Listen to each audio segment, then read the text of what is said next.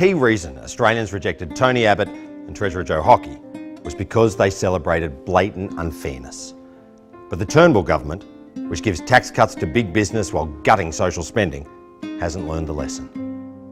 A widening gulf between rich and poor is not unique to Australia. Its impacts are being seen in many nations.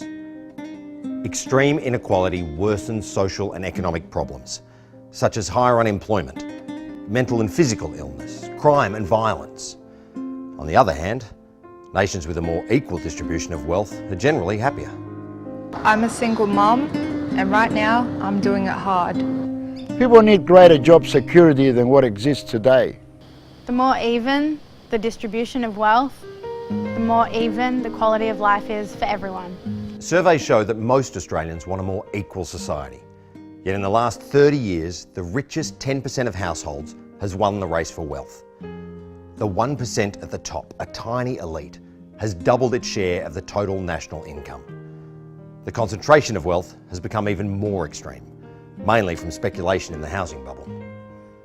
Better tax policies can create a more equal society. This could include superannuation tax concessions really have to go. All they are is a subsidy for the super rich.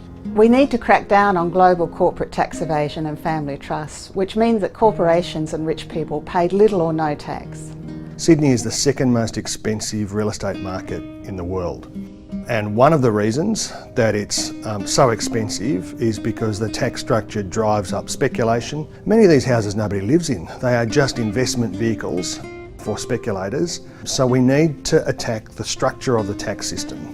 We need to increase the effective rate of capital gains taxation, to extend land and wealth taxes, and to impose taxes on inherited wealth. income policies can also help create a more equal society.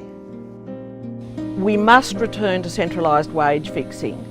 As soon as a centralised system deregulates and goes off into enterprise bargaining, women and low-paid workers suffer because they don't have the industrial muscle. The current collective bargaining system is running out of puff. It doesn't realistically deal with how we lift wages for the majority of working Australians. We need to build a new approach.